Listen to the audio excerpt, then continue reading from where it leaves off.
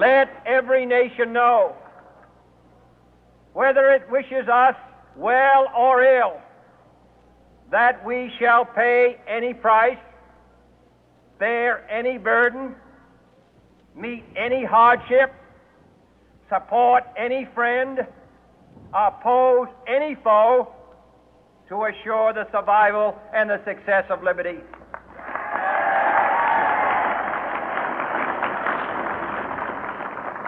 This much we pledge and more. To those old allies whose cultural and spiritual origins we share, we pledge the loyalty of faithful friends. United, there is little we cannot do in a host of cooperative ventures. Divided, there is little we can do, for we dare not meet a powerful challenge at odds and split asunder. To those new states whom we welcome to the ranks of the free, we pledge our word that one form of colonial control shall not have passed away, merely to be replaced by a far more iron tyranny.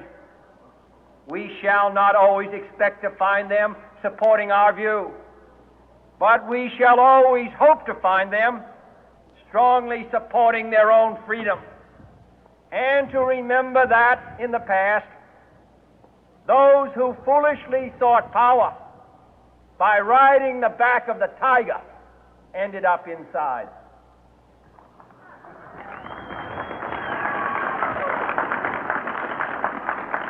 To those people in the huts and villages of half the globe struggling to break the bonds of mass misery, we pledge our best efforts to help them help themselves for whatever period is required, not because the communists may be doing it, not because we seek their votes, but because it is right. If a free society cannot help the many who are poor, it cannot save the few who are rich.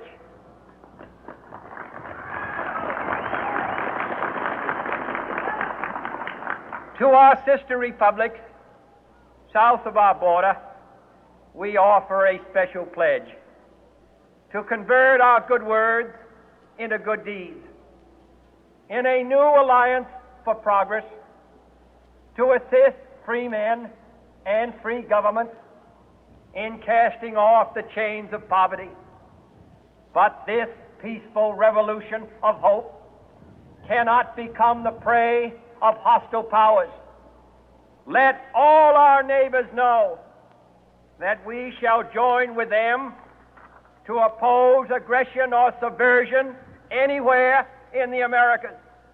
And let every other power know that this hemisphere intends to remain the master of its own house.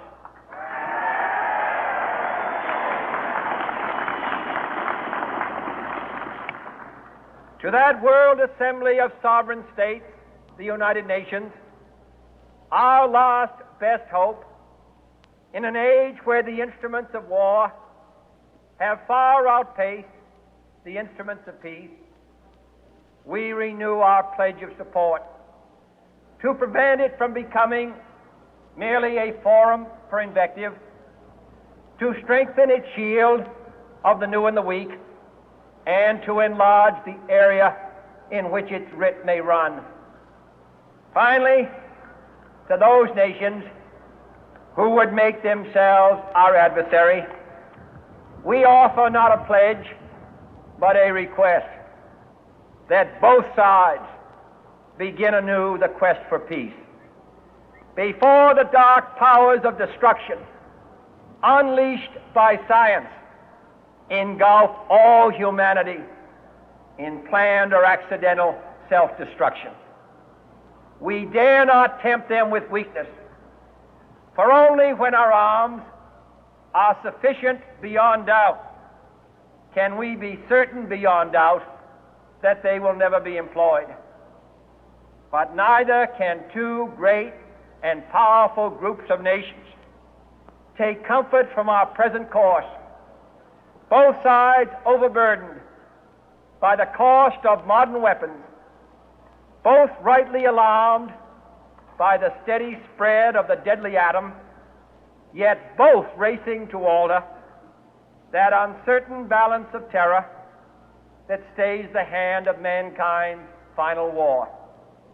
So let us begin anew, remembering on both sides that civility is not a sign of weakness, and sincerity is always subject to proof.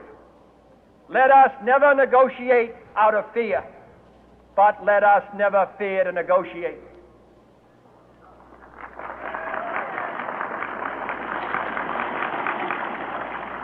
Let both sides explore what problems unite us, instead of belaboring those problems which divide us. Let both sides, for the first time, formulate serious and precise proposals for the inspection and control of arms, and bring the absolute power to destroy other nations under the absolute control of all nations.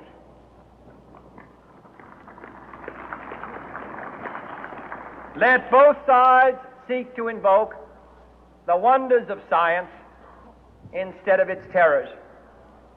Together, let us explore the stars, conquer the deserts, eradicate disease, tap the ocean depths, and encourage the arts and commerce. Let both sides unite to heed in all corners of the earth the command of Isaiah to undo the heavy burden and let the oppressed go free. And if a beachhead of cooperation may push back the jungle of suspicion, let both sides join in creating a new endeavor, not a new balance of power, but a new world of law, where the strong are just and the weak secure and the peace preserved. All this will not be finished in the first 100 days, nor will it be finished in the first 1,000 days, nor in the life of this administration, nor even perhaps in our lifetime on this planet. But let us begin.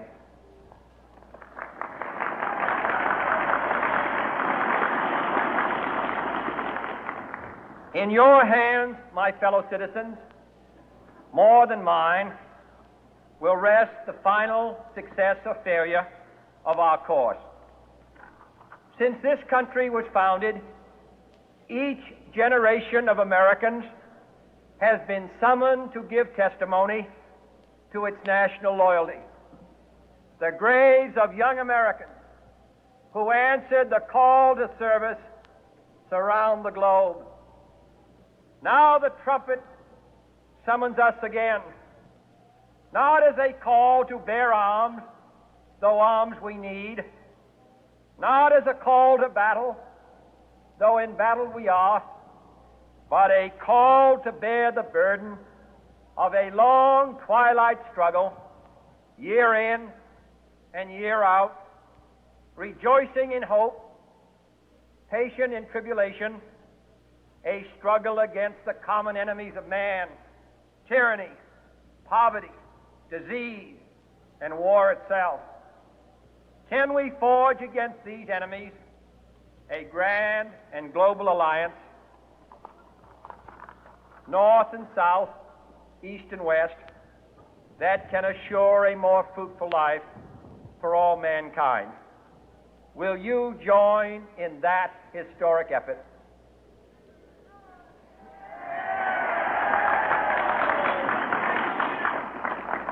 In the long history of the world, only a few generations have been granted the role of defending freedom in its hour of maximum danger.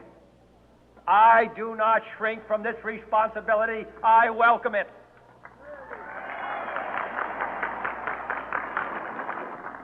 I do not believe that any of us would exchange places with any other people or any other generation.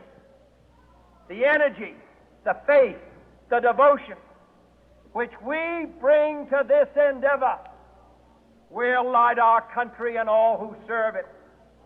And the glow from that fire can truly light the world.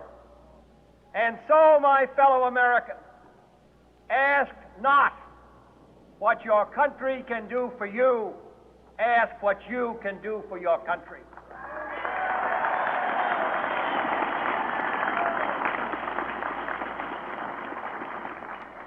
My fellow citizens of the world, ask not what America will do for you, but what together we can do for the freedom of man.